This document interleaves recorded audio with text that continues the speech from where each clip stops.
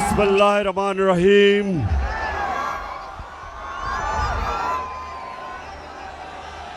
फैसलाबाद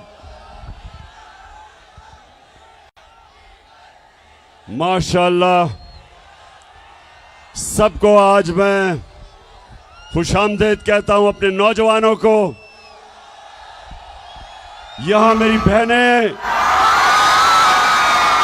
पहली दफा हमारे जलसों में, किसी भी जलसों में पहली दफा इस तादाद में पाकिस्तान की ख्वातीन भी शामिल हैं हमारी तहरीक में। यहां हमारे एमएनएज, एमपीज, वर्कर्स, नौजवान, यूथ, और मैं यहां अपनी मसीह बरादरी को भी खुशामदीद कहता हूं। मेरे पाकिस्तानियों, मैं जब 2018 में इलेक्शन कैंपेन में जब मैं यहां आया फैसलाबाद, तो यहां बेरोजगारी थी, यहां टेक्सटाइल इंडस्ट्री बंद हो रही थी,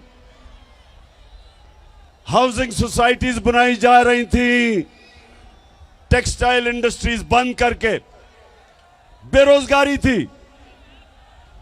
और मैं अल्लाह का शुक्र अदा करता हूं कि हमारे 3.5 साल में यहां टेक्सटाइल इंडस्ट्री भी उठी, यहां रोजगार भी मिला, इर्द गिर्द किसानों के, पहली दफा किसानों के पास इतना पैसा आया, उनकी फसलों के ऊपर उनको पैसा मिला। गन्ना जो किसान उगाता था और जो शुगर माफिया उसको पैसे नहीं देता था, हमने उनको पैसा दिलवाया, हमने टाइम पे कीमत दिलवाई। और जब पैसा गया देहात में, किसान ने अपनी जमीनों पे लगाया, और पिछले 2 साल हमारे सबसे ज्यादा 4 बड़ी बड़ी फसलों की पैदावार हुई और कीमत भी मिली। आज जब मैं फैसलाबाद, यहां पहले मैंने जलसा किया 2 महीने पहले, अब मैं फिर यहां हूं आपके पास। कभी भी सियासी जलसे 3-4 साल के बाद एक शहर में होते थे, उससे पहले नहीं होते थे। यह पहली दफा है कि 2 महीने में फिर फैसलाबाद जलसा कर रहा हूं, और माशाअल्लाह इस तादाद में अवाम आई है जलसे पे। लेकिन मुझे अफसोस से कहना पड़ता है कि फैसलाबाद में इंडस्ट्री बंद हो रही है, पावर लूम वाले मेहनत कश वो बंद हो रहे हैं, जो शटल लूम वो भी बंद हो रही हैं, जो एक्सपोर्ट करते हैं। बेरोजगारी बढ़ रही है, और उसके अलावा जो बिजली की कीमतें, पेट्रोल और डीजल की कीमतें,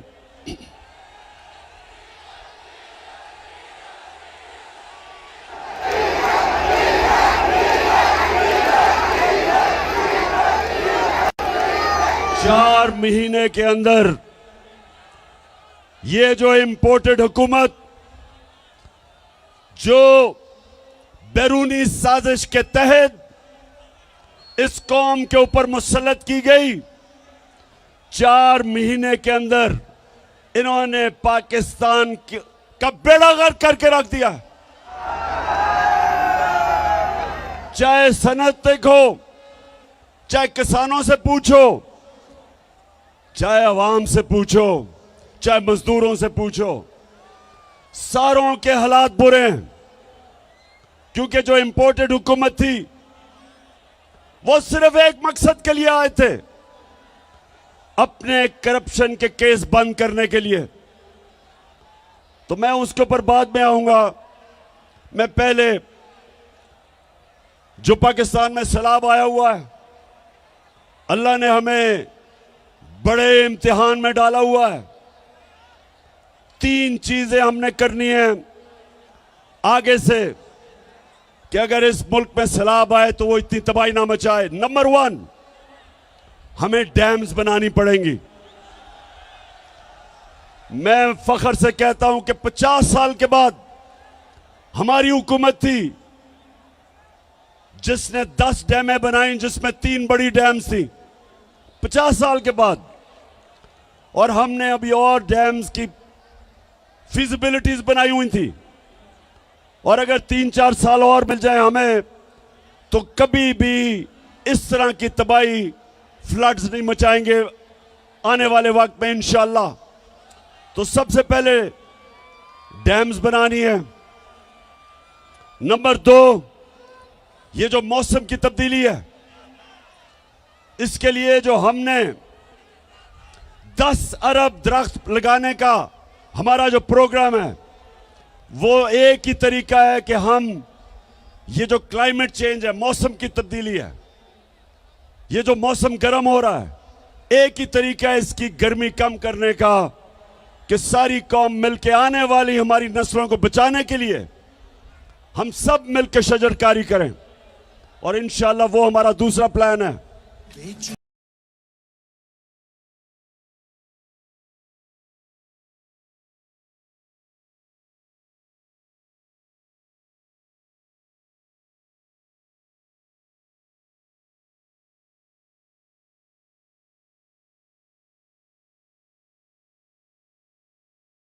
अभी मैं आपको फैसलाबाद अभी बड़ी अच्छी अच्छी वीडियोस भी दिखाने लगा हूं।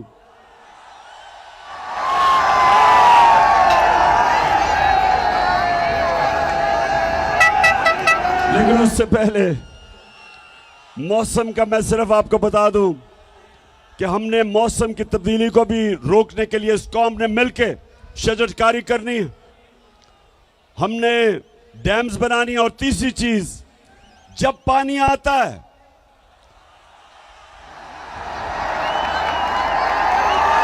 बारिश आता है तो जब पानी आता है तो उसको निकालने के लिए ड्रेनेज सिस्टम चाहिए ताकि वो तबाही ना मचाए। अगर पानी के रास्ते में अगर आप पानी को निकलने नहीं देंगे तो वह फिर तबाही मचाएगा। तो इसलिए ये भी अभी हमने ड्रेनेज सिस्टम ठीक करना है। जिस तरह दराए सिंध के साथ राइट बैंक और लेफ्ट बैंक कैनाल है जो बंद हैं, जिनको कब्जे हो गए हैं। कई कराची की तबाही है क्योंकि नालों के ऊपर लोगों ने कब्जे कर लिए हैं। तो इंशाल्लाह ये तीसरी चीज। और चौथी, इंशाल्लाह अगले इतवार को मैं फिर से टेलीथॉन करूंगा और खास तौर पे बैरून मुल्क पाकिस्तानियों से इंशाल्लाह अरबों रुपया आपको इकट्ठा करूंगा सैलाब के मुतासरीन के लिए। अच्छा, फैसलाबाद थोड़ी सी जरा संजीदा बातें देखें। फैसलाबाद वो शहर है, इंडस्ट्रियल सिटी है, पाकिस्तान का मैनचेस्टर है। अगर यहां हम अपनी सनत और सनतकारों की मदद करेंगे, वो सनतकारी करेंगे और सरमायाकारी करेंगे, फैक्ट्रियां बनाएंगे, नौकरियां मिलेंगी, मुल्क में दौलत में इजाफा होगा। और अब मुल्क जब एक्सपोर्ट करता है तो मुल्क के अंदर डॉलर आते हैं। तो नौजवानों, मैं चाहता हूं कि मैं आपकी तरबियत भी करूं और आपको तालीम भी दूं कि हमने अपने मुल्क को कैसे उठाना है, कैसे एक अजीम मुल्क बनाना है। तो कोई भी मुल्क जब तक, जिसको अंग्रेजी में वेल्थ क्रिएशन, जब तक वो मुल्क में अपनी दौलत के अंदर इजाफा नहीं करता, जब तक वो मुल्क में दौलत की इजाफा नहीं करता, अपनी एक्सपोर्ट्स नहीं बढ़ाता, तो वो इसी तरह कभी IMF की गुलामी तो कभी किसी की गुलामी, और उसका सरबरा फिर यही करता है जो कि अभी शहबाज शरीफ कहता कि मैं भी मुल्क फिर के आया हूं। तो वो क्या कहता, जरा ये देख लें। मैं सऊदी अरब से होके आया हूं, मैं UAE के होके, अभी मैं तुर्की होके आया हूं। और मैंने उन भाइयों को कहा कि आप हमारे बड़े अजीम भाई हैं, हमेशा आपने हमारी मदद की। और मैंने यही कहा, जब मैं आया हूं तो आप समझेंगे शायद ये मांगने आया। मैं मांगने नहीं आया, लेकिन मजबूरी है। जिस तरह माजी में 75 साल में आपने हमारा हाथ बटाया है, कुछ अर्सा आप हाथ बटा। मैंने कहा मैं वादा करता हूं कि इंशाअल्लाह हम पूरी कौम हम मिलकर दिन रात मेहनत करेंगे, पसीना कराएंगे, अपने पांव पे खड़े होंगे। हाँ शहबाज शरीफ, कौम तो मेहनत करती है। हमारा जो बाहर बैरून मुल्क पाकिस्तानी जो सऊदी अरेबिया, दुबई, दुनिया में जाके पैसे कमाते हैं, 14-14 घंटे काम करते हैं, वो पैसा पाकिस्तान भेजते हैं, जिसको रेमिटेंसेस कहते हैं। वो डॉलर्स पाकिस्तान भेजते हैं। और आप और आपके भाई और जरदारी की तरह करप्ट लोग चोरी करके मुल्क से पैसा बाहर भेज देते हैं। तो मेरे नौजवानों सुनो, आप अभी आईएमएफ की रिपोर्ट आई है, ये जरा आप गौर से सुने। आईएमएफ, अब जरा मैं समझा दूं आईएमएफ क्या है। आईएमएफ एक आलमी बैंक है। जब एक मुल्क के अंदर डॉलर्स की कमी होती है, यानी मुल्क में ज्यादा डॉलर्स बाहर जाते हैं और कम डॉलर्स मुल्क में आते हैं, खसारा होता है बैरूनी, तो फिर आईएमएफ आपको कर्जा देता है। तो जब वो कर्जा देता है, वो कई शराइत लगा देता है। वो ये कहता है कि मसलन आप अवाम से पैसा इकट्ठा करने के लिए बिजली महंगी करो, आप पेट्रोल और डीजल की कीमत बढ़ाओ,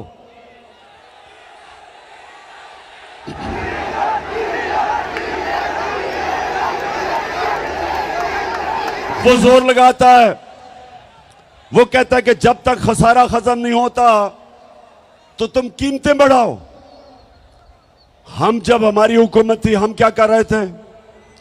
हम कहते थे आईएमएफ को कि देखो, हम अपनी दौलत में इजाफा करेंगे, हम अपनी इंडस्ट्री को इंसेंटिव देंगे कि ताकि इंडस्ट्री ज्यादा पैदावार पड़े, ज्यादा इंडस्ट्रीज लगे। हम अपने किसान को उसकी मदद करेंगे ताकि वो ज्यादा पैदावार, उसकी फसलें ज्यादा पैदावार करे। और जब ज्यादा पैदावार होगी, हमारी दौलत में इजाफा होगा, हम आपके कर्जे भी वापस कर देंगे और हम अपनी अवाम के ऊपर बोझ कम करेंगे। क्योंकि जब हमारा टैक्स बढ़ जाएगा, उस टैक्स से हम अवाम को सस्ती बिजली भी देंगे, सस्ता डीजल और पेट्रोल भी देंगे।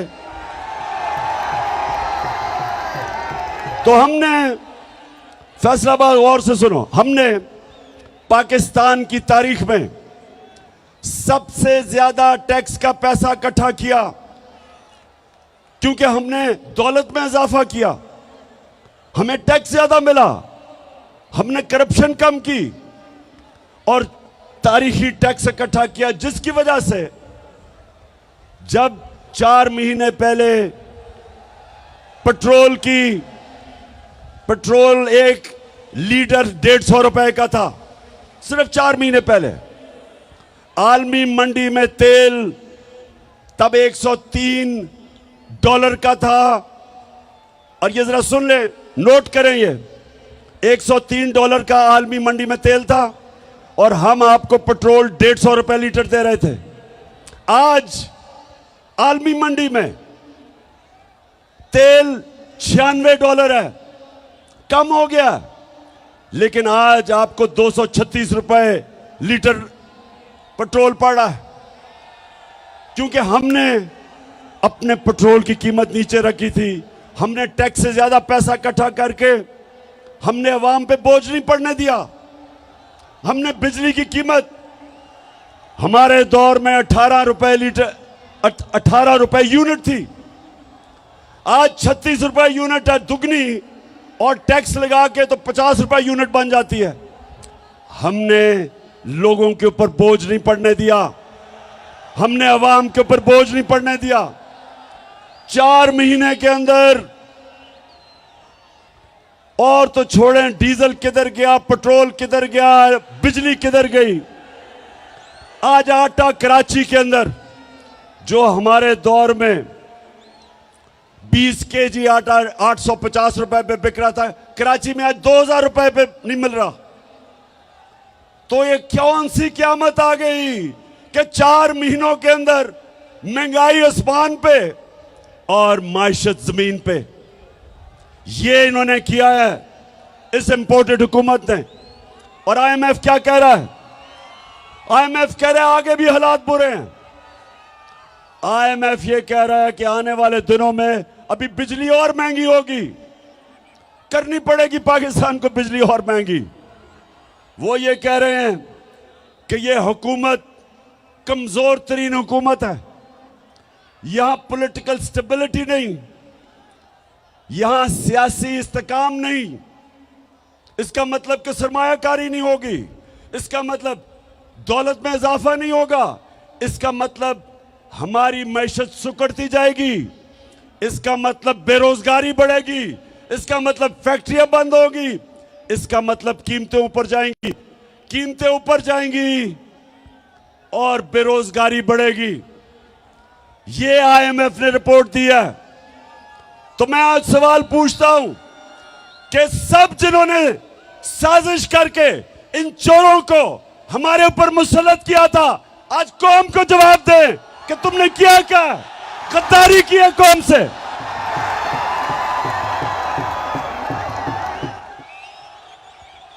आज कौम आपसे जवाब मांग रही है।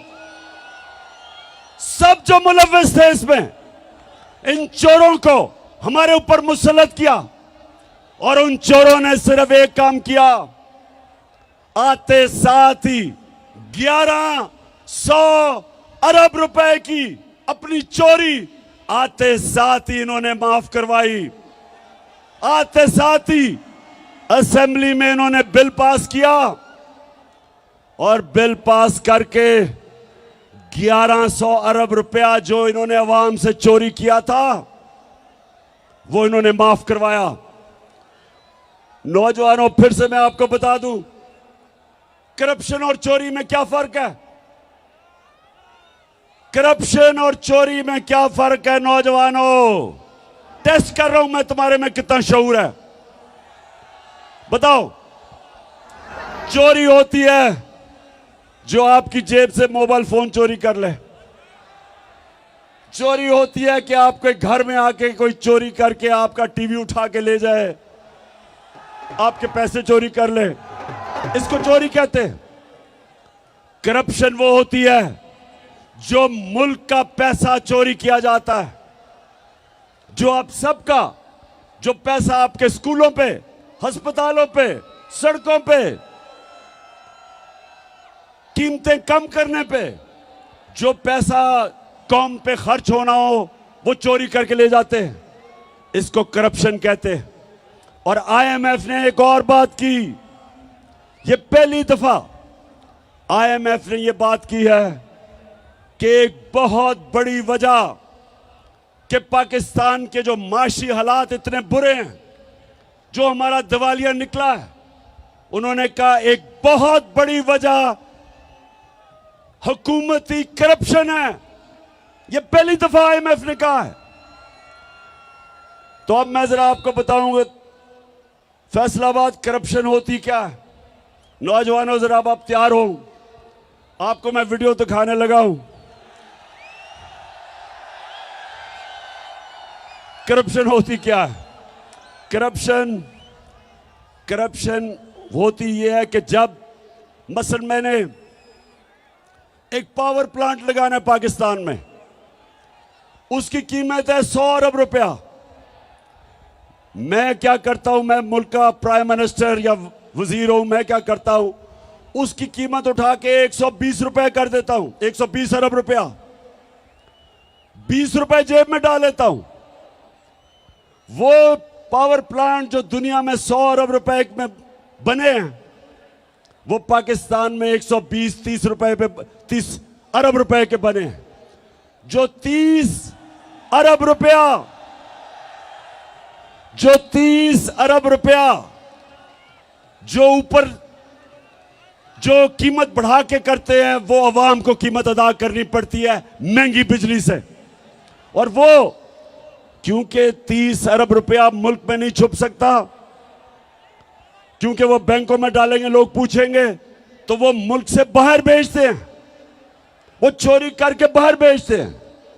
तो अब मैं आपको बताऊं कि जो हमारे साहिब इख्तियार जो 30 साल से इस मुल्क में चोरी कर रहे हैं, 2 खानदान, शरीफ खानदान और जरदारी खानदान, मैं जरा अब आपको खुद देखेंगे कि ये चोरी करते कैसे हैं और पकड़ी कैसे जाती है।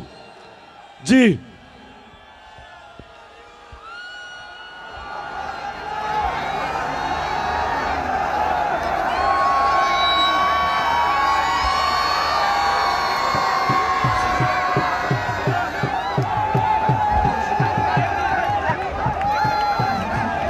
इतनी है कि आपको ये प्रॉपर्टी आप ले सकते हैं कि आपने मे फेयर के अंदर जो आपकी 4 अपार्टमेंट्स हैं उनकी 1 अरब से ज्यादा, 1 अरब रुपए से ज्यादा उनकी कीमत है। अब 4.5 अरब तक पहुंच गई है उनकी कीमत। आपने अपनी जो टैक्स में टोटल आमदनी बताई है 94 में 1.5 लाख रुपए है। मुझे ये बताएं कि आपने अरबों रुपए की मे फेयर में प्रॉपर्टी खरीदी कैसे? ना आपकी।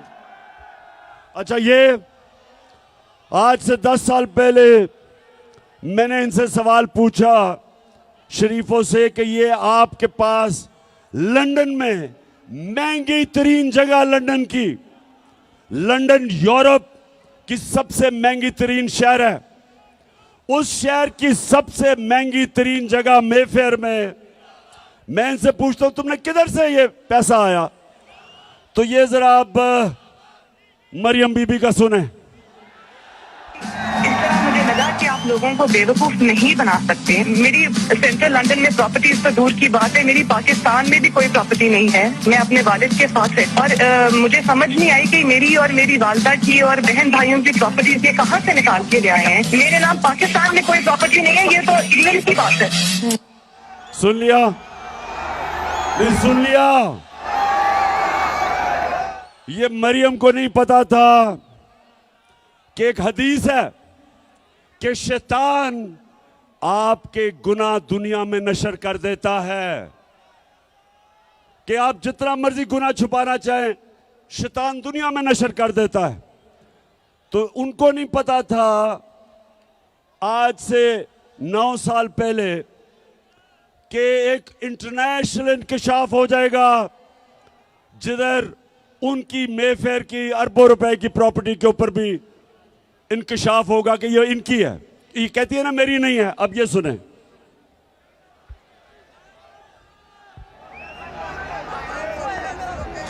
नवाज शरीफ, मरियम नवाज, हसन नवाज और हुसैन नवाज के बैरून मुल्क खुफिया असासों का इंकशाफ। पनामा लीक्स ने बैरून मुल्क खुफिया दौलत का भांडा फोड़ दिया। इंकशाफ हो गया। वो कह रही थी कि मेरी प्रॉपर्टी नहीं।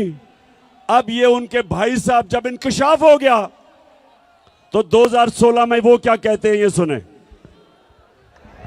मैं इस बात को तस्लीम करता हूँ कि अल्हम्दुलिल्लाह पाक लेन के ऊपर जो अपार्टमेंट्स हैं वो अल्हम्दुलिल्लाह हमारे हैं। मैं इस बात को तस्लीम करता हूँ कि उनको ऑफशोर कंपनीज नेस्कॉल लिमिटेड और नीलसन लिमिटेड जो है उनको ओन करती हैं। और मैं आपको ये भी अर्ज करता हूँ उनको होल्ड कर रही है इस वक्त मरियम नवाज शरीफ, मेरी हमशीरा जो है। ठीक है जी, समझ गए? अब समझ गए? ये समझ गए कि करप्शन क्या होती है। यहां से पैसा चोरी किया, हुंडी हवाले से लंदन भिजवाया, उधर क्योंकि नवाज शरीफ अपने नाम पर ही लेना चाहता था, कंपनी बनाई, कंपनी की मालिका बनाई मरियम नवाज और उसके नाम पे 4 महंगे तरीन अरबों रुपए के लंदन में प्रॉपर्टी ले ली। अब ये क्यों कह रहे थे कि हमारी नहीं है? क्योंकि ये बता ही नहीं सकते कि किधर से पैसा आया कि इतनी महंगी प्रॉपर्टीज ले ले। अच्छा, अब जब ये सारा सामने आ गया तो लोगों ने मरियम से पूछा कि ये बताएं कि जनाब आपके पास पैसा किधर से आया। तो आप ये जरा सुने कि मरियम क्या कहती है, सुने जरा। हसन हुसैन के पास आज जो भी है वो उनके वालिद से उनको नहीं आया, वो कहते हैं ना, ये पैसा कहाँ से आ गया कि बच्चे इतनी छोटी छोटी उम्रों में अमीर हो गए और अरबपति हो गए। तो मुनीब वो एक अरबपति दादा के पोते हैं, उस अरबपति दादा के पोते हैं जो 1960s और 70s में पाकिस्तान का अमीर तरीन इंसान था। ये जो एसेट्स हैं, ये जो बिजनेस के लिए पैसा है, ये सारा दादा से डायरेक्टली बच्चों को ट्रांसफर हुआ। सुन लिया, ये सुन लिया। मरियम कहती है कि हमारा तो दादा इतना अमीर आदमी था कि हमारे पास तो ये पैसा दादे ने दे दिया। अच्छा, अब दादे ने दे दिया तो दादे का जो बेटा शहबाज शरीफ था वो ये क्या कहता है? मेरे खानदान को 22 खानदानों में शुमार नहीं होता था। मुझे इसके ऊपर बाइस फख्र है कि मेरे वालिद का ताल्लुक एक गरीब किसान के घराने से था, हिंदुस्तान से। वो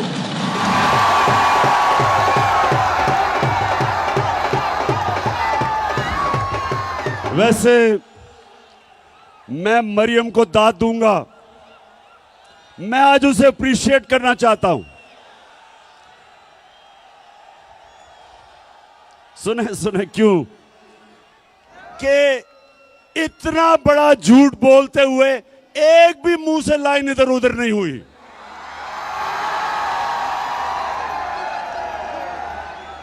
यानी झूठों का बादशाह बना, इतने सीधे मुंह से मेरा तो दादा बड़ा अमीर आदमी था। वो या तो दादा कोई और था या शहबाज शरीफ। वो शहबाज शरीफ कहता है मेरा बाप गरीब आदमी था, वो कहती है मेरा दादा अरबपति था। अब ये मैं आपको क्यों दिखा रहा हूं? ये इसलिए दिखा रहा हूं मेरी कौम आप समझ जाओ कि 30 साल से आपके मुल्क को लूटा जा रहा है।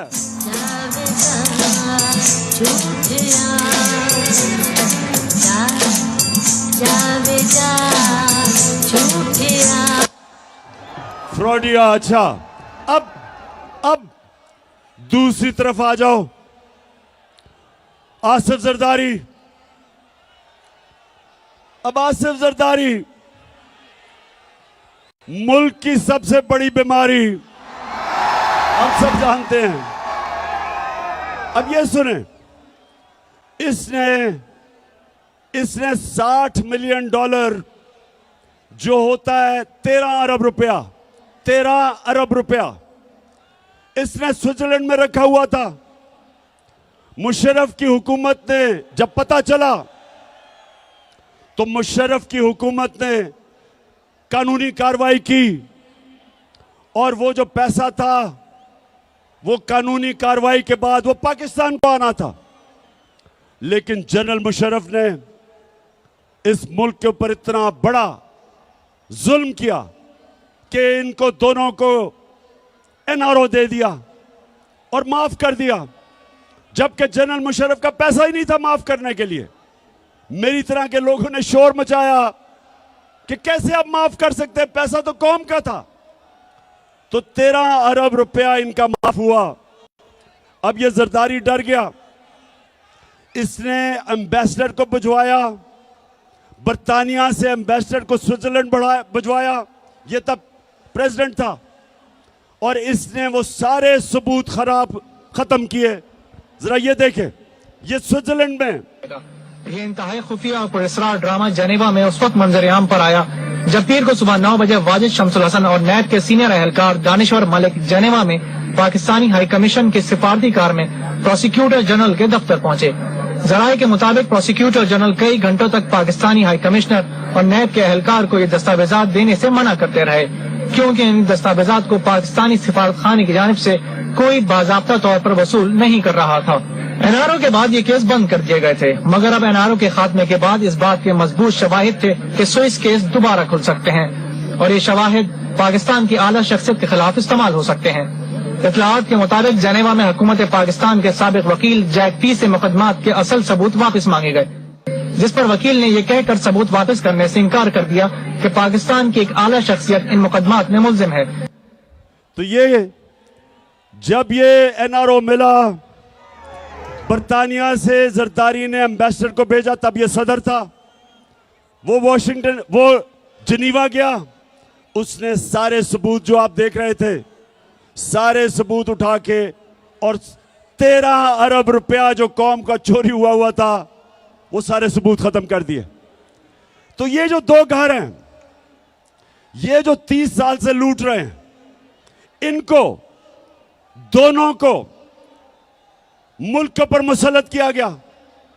और ये जो दो घर हैं, ये पाकिस्तानियों गौर से सुन लें, ये 20 साल एक दूसरे को चोर कहते रहे।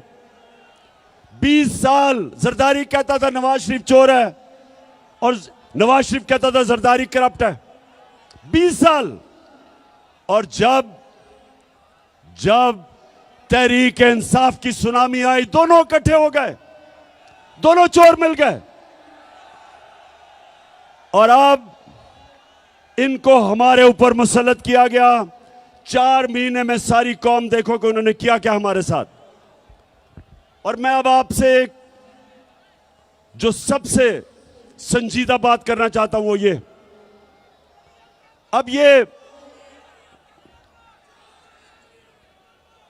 अब ये मुल्क को संभाल नहीं सक रहे, मुल्क के हालात बिगड़ते जा रहे हैं। IMF ने भी कह दिया है कि जब तक पाकिस्तान में सियासी इस्तेकाम नहीं होगा, मुल्क के हालात बिगड़ते जाएंगे, माशरत नीचे जाती रहेगी, बेरोजगारी बढ़ती जाएगी, महंगाई बढ़ती जाएगी और पाकिस्तान में इंतशार का डर है, ये IMF कह रहा है। तो सवाल ये होता है कि ये दोनों क्यों इलेक्शंस करवाने से डरते हैं? क्योंकि सिर्फ इलेक्शन की वजह से मुल्क में इस्तेकाम आएगा सियासी। तो ये क्यों डरते हैं इलेक्शन से? ये डरते आपकी वजह से हैं। इनको पता है कि जब इलेक्शन हुआ इनका नाम और निशान मिट जाएगा। और इसलिए एक ये वजह है। और दूसरी बड़ी इंपॉर्टेंट वजह है, पाकिस्तानियों सुनो, दूसरी वजह यह है कि नवंबर में नया आर्मी चीफ आने वाला है। और ये दोनों जरदारी और नवाज शरीफ, इनकी पूरी कोशिश है कि ऐसा आर्मी चीफ आए जो ये अपना कोई फेवरेट लेके आए। ये अपना आर्मी चीफ लाना चाहते हैं क्योंकि पैसा इन्होंने चोरी किया हुआ है। ये डरते हैं कि यहां कोई तकड़ा आर्मी चीफ आ गया, एक मुहिब्बे वतन आर्मी चीफ आ गया तो वो पूछेगा इनसे। तो इस डर से ये बैठे हुए हैं कि ये दोनों मिलकर अपना आर्मी चीफ अपॉइंट करेंगे। अब मैं सारे पाकिस्तानियों से पूछता हूं, फैसलाबाद, गौर से मेरी आप बात सुनो।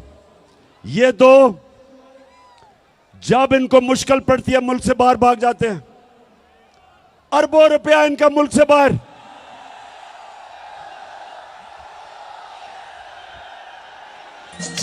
कहती है ये राह अमल, आओ हम सब साथ चले। कहती है ये राह अमल, आओ हम सब साथ चले। मुश्किल हो या आसानी, हाथ में डाले हाथ चले। मुश्किल हो या आसानी। अच्छा सुनो, सो ये सुने गौर से, दोनों का पैसा बाहर पड़ा है।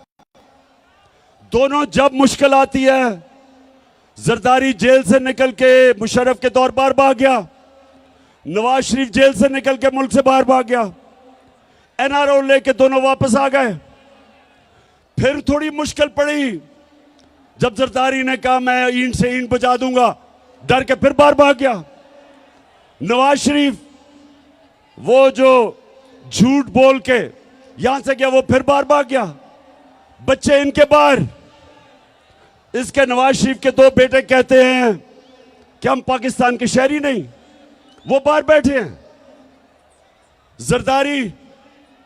जरदारी वो आदमी है जिसने मेमो गेट के अंदर अमेरिकनों को कहा था, हुसैन हुक्कानी को उसने भेजा, एडमिरल मलन को, कि मुझे पाकिस्तानी फौज से प्रोटेक्शन चाहिए। ये सुने जरा, उधर नवाज शरीफ डॉन लीग्स में हिंदुस्तान को कहता है कि हम गवर्नमेंट तो चाहती है लेकिन फौज दहशतगर्दी नहीं रोक रही। ये डॉन लीग्स में कहता है। बरकत दत्त को मिलता है, बरकत दत्त लिखती है सार्क कॉन्फ्रेंस काठमांडू में, ये छुप के नरेंद्र मोदी से मिलता है अपनी फौज से डर के। अब ये दो लोग, पैसा इनका बाहर पड़ा, जो वहां की ताकतें जो इनको लेके आई, जिधर इनका पैसा पड़ा, ये उनके गुलाम हैं। तो मेरा सवाल यह है कि क्या आर्मी चीफ उनसे एनओसी लेके बनाएंगे? ये मैं सारी कौम के सामने समझता हूं कि ये सिक्योरिटी रिस्क है। ये दो वो लोग हैं जो मुल्क के गद्दार हैं।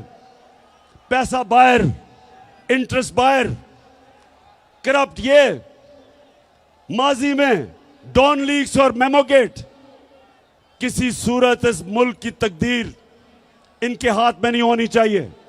इस मुल्क का आर्मी चीफ मेरिट के ऊपर होना चाहिए। जो सबसे मेरिट पे है उसको आर्मी चीफ बनना चाहिए। किसी की पसंदीदा आर्मी चीफ नहीं होना चाहिए, किसी का फेवरेट नहीं होना चाहिए। तो फैसलाबाद, अब मुझे पता है हिंदुस्तान का मैच शुरू होने लगा और पाकिस्तान का।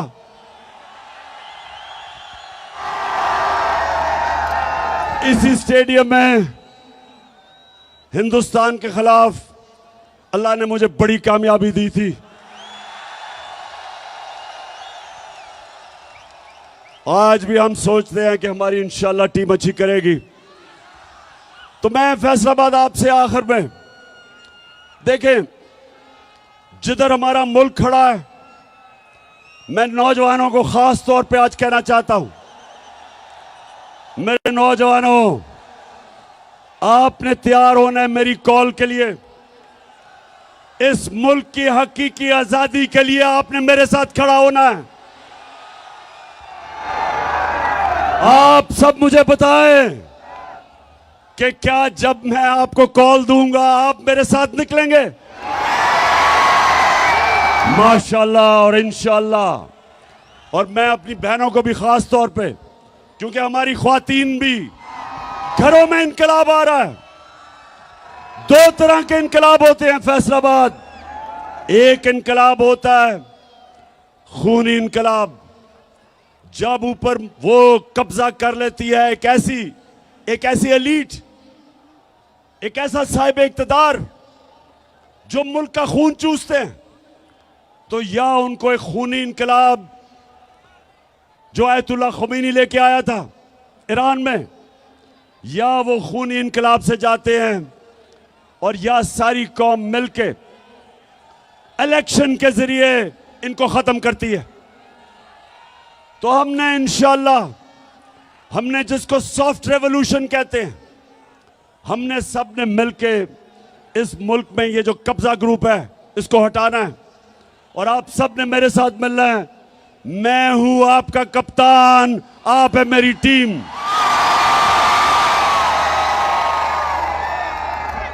और फैसलाबाद इलेक्शन भी आ रहा है, यहां एक इलेक्शन भी है, आपको पता है लोटों का। फैसलाबाद में भी एक दो लोटे निकले हैं।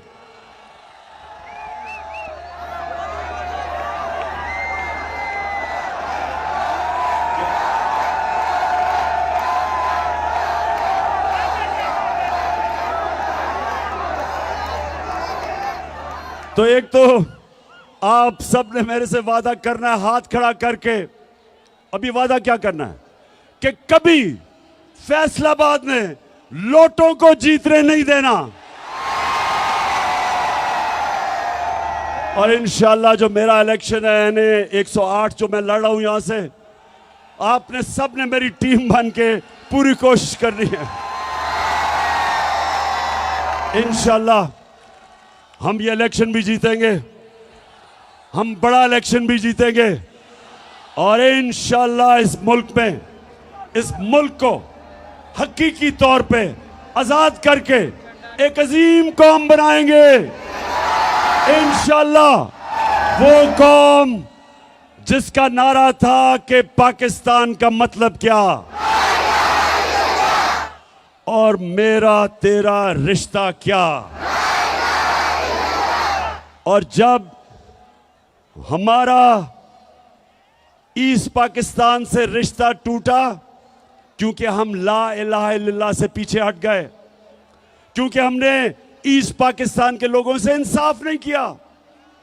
जब आप इंसाफ नहीं करते इंतशार होता है और अल्लाह का हुक्म है, अल्लाह का तो हुक्म है कि मेरी जमीन पे इंसाफ कायम करो। तो फैसलाबाद हमारा रिश्ता सारे पाकिस्तानियों का ला इलाहा इल्लल्लाह है और हमारा अल्लाह से वादा है ला इलाहा इल्लल्लाह कि हम सिवाय अल्लाह किसी के सामने नहीं झुकते, ना अमेरिकनों के सामने झुकते हैं, ना पैसे के सामने झुकते हैं, ना खौफ के बुत के सामने झुकते हैं, ना लालच के सामने झुकते हैं। हम एक खुददार कौम है, हम एक गैरतमंद कौम है और इंशाअल्लाह हम एक दिन आएगा कि सारी दुनिया में हमारे हरे पासपोर्ट की इज्जत होगी। पाकिस्तान जिंदाबाद।